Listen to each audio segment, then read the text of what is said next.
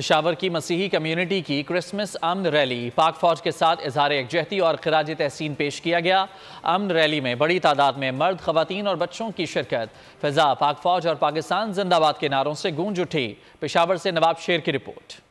پشاور میں مسیحی کمیونٹی کی امن ریلی کیتھیڈرل چرچ سے صدر تک نکالی گئی۔ بڑی تعداد میں مسیحی افراد شریک پاک فوج سمیت پاکستان کے حق میں نعرے بازی کی۔ امن اور محبت کا پیغام دینا ہے، کیونکہ حضرت عیسیٰ المسیح کا اس دنیا میں آنا ہی امن اور محبت اور بھائی چارے کا نام ہے، اور اس لیے ہم جہاں بھی پروگرامز ہوتے ہیں یا کوئی ایونٹس ہوتے ہیں، جیسے آج کی یہ ریلی ہے، تو ہم ایک ہی پیغام دیتے ہیں، وہ ہے امن، محبت اور بھائی چارہ۔ ریلی کی شرکاء نے بینرز اور پلے کارڈز اٹھا رکھے تھے۔ پاک فوج سمیت پاکستان سے والہانہ محبت کا اظہار بھی کیا۔ ہم اپنے ملک کی بقا کے لیے، ملک کی سلامتی کے لیے، ملک کی تحفظ کے لیے اور پاک فوج کے لیے، آرمی کے لیے، ایئر فورس کے لیے، پولیس کے لیے، سب کے لیے ہم نے دعائیں کی ہیں۔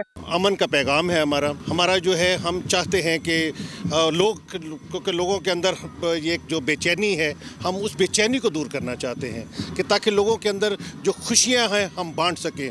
ریلی کی شرکاء کا کہنا تھا کہ پاک فوج دنیا کی بہترین فورس ہے اور پاکستان اور پاک فوج کے خلاف ہر سازش کو ناکام بنائیں گے۔ سبسکرائب کریں اور بیل دبائیں تاکہ کوئی خبر رہ نہ جائے۔